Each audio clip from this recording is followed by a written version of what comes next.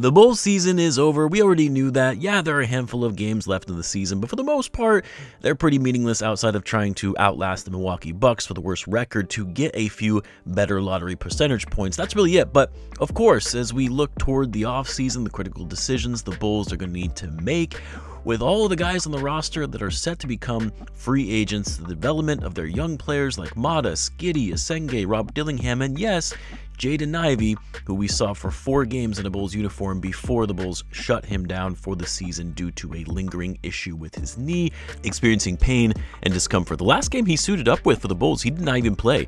He was a DMP coach's decision. This was when Wes Unseld Jr. was acting as the head coach after Billy Donovan's father passed away. And if you remember, after that game, Jaden Ivey had some interesting comments to the media where he talked about how he's not the old J.I. anymore, how the old J.I. is dead. He then started quoting scripture and how that grounds him even during these difficult times. And while, okay, that's fine for one to be strong in their beliefs, using it as a guide to live their lives, there's nothing wrong with that. It's a little odd to be quoting scripture in a post-game interview when you were benched ahead of all the other guards on the Bulls roster, but whatever. He's clearly a religious person. But after the game, the Bulls announced that Ivey was going to be out for a period of time and be reevaluated to monitor the pain and discomfort in his knee, and then the timeline for his return would get pushed out further and further until eventually, as of course we learned last week, he's out for the remainder of the season. At that point, there are only 10 games left in the year. But throughout this time, you've rarely seen Ivey with the team while he's been out of the lineup. You've hardly seen him on the bench. There haven't been any interviews with him in the media. I don't believe I've seen any videos of him at the Advocate Center, even just sitting around with the other guys practicing and getting up shots. Of course, it's possible I've maybe missed it, and correct me if I'm wrong, if you guys have seen any videos of him practicing with the team since his injury. And so the question was, where is Jaden Ivey, and is he getting himself ready for this upcoming season and next season, since he's going to be a restricted free agent and should do everything in his power to secure his next contract?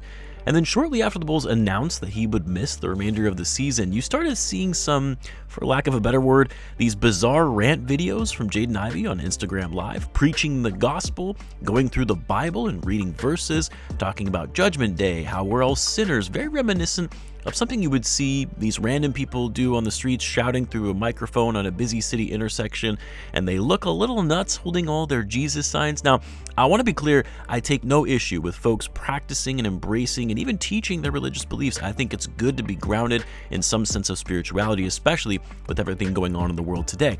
But for Jaden Ivey, part of me wonders, is this truly a born-again Christian moment? Someone who's recognized God, has been saved, all of that? Or is this just a man crying for help?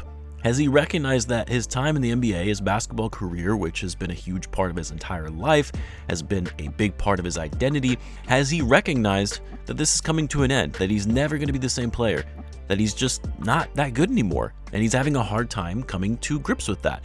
Because to me, the things he's saying, the comments he's making in his videos kind of scream of someone who is suffering from religious psychosis or is on the verge of a mental breakdown. Of course, I'm not a doctor. I have no idea what's going on in his head or what's going on behind the scenes. I'm solely basing it off of what I can see, what I'm seeing from him online, taking down everything he has ever posted in the past and now doing these rant religious videos. And I can't help but think, is this man okay? And I don't mean that to be funny. I don't mean that to pass judgment. I legitimately wonder and worry if he actually needs help and where his mindset is at right now. And should basketball maybe not be the priority for him right now? To be honest, I wonder if the Bulls simply sent him home and the whole injury thing was just a cover to get him a step away and focus on himself for a while. My hope is that, hey, this is just something he's really into right now. He's a very religious person. There's nothing wrong with his mental health. He's just very much in touch with his spirituality. Nothing wrong with that. But if he's struggling, if he has some deep-seated issues that are leading to this kind of unusual behavior, I sincerely hope he gets the help that he needs. And the Bulls are also taking this seriously and finding him the help that he needs. Now, when it comes to his future with this team, because again, as we've said, Ivey is set to become a restricted free agent this summer, which means he can go out and get offers from any team in the league, and the Bulls would have the ability to match the offer in 24 hours in order to retain him. And from the Bulls' perspective, hey, you just traded for this guy, former number 5 overall pick. Yeah, he hasn't been the same player since that devastating leg injury last year, but he's still only 24, just turned 24 in fact. Is there a possibility for him to getting back to at least 80% of the player he once was? Because if so, that's a solid rotational player. But if you're the Bulls, you cannot overlook his mindset right now and understand where his priorities lie.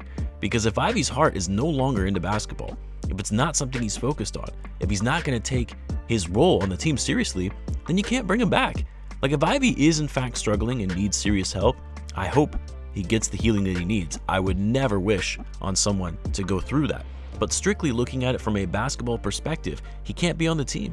The Bulls cannot afford to waste roster spots, cap space on players that aren't going to be fully locked in and committed to this rebuild. Now, they could give Jaden Ivey the one-year qualifying offer, which is essentially a one-year prove-it deal that is slightly more than the amount they made on the final year of their rookie contract. And at the end of the year, they then become an unrestricted free agent. I believe the qualifying offer sits at $13.4 million. And so, if you're the Bulls, you say, okay, this is him just going through it right now. Just got traded from a very good Detroit Pistons team, the team that drafted him for basically nothing. They traded him for Kevin Huerter, who was on an expiring contract anyway. An understandable shot to his ego and confidence, and he's just coping in a very interesting way. And so if you're the Bulls, you say, okay, give him some time. Give him this offseason to get his head right. You give him the qualifying offer and see how he does on that one-year deal. If it just doesn't work out, he doesn't play well, or just simply isn't invested in the team, you let him walk on free agency in 2027. And if he somehow balls out, starts looking like his old self, seems to get his confidence back, and is contributing to winning, you can extend him and lock him into a long-term deal. The problem the Bulls are going to have in all of this, though, is they kind of have to decide relatively quickly, because the cap hold on Jaden Ivey for this summer, which is effectively a placeholder that would be on the Bulls cap sheet going into the offseason, Ivey's cap hold is a hefty $30.3 million.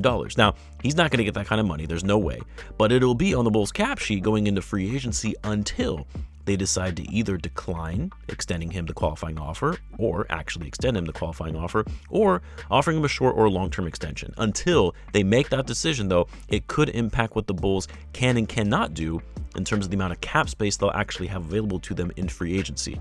Anyway, we'll see how all this shakes out. Just a very bizarre transpiring of events that we're seeing from Jaden Ivey. Someone just needs to take this man's phone away. Like, bro, that's fine if you're all about God and Jesus right now. You don't have to do 1 hour long preaching videos looking like a cult just got to you. Anyway, let me know what you guys make of all this. Let me know in the comments. As always, be sure to subscribe, and I'll see you in the next one.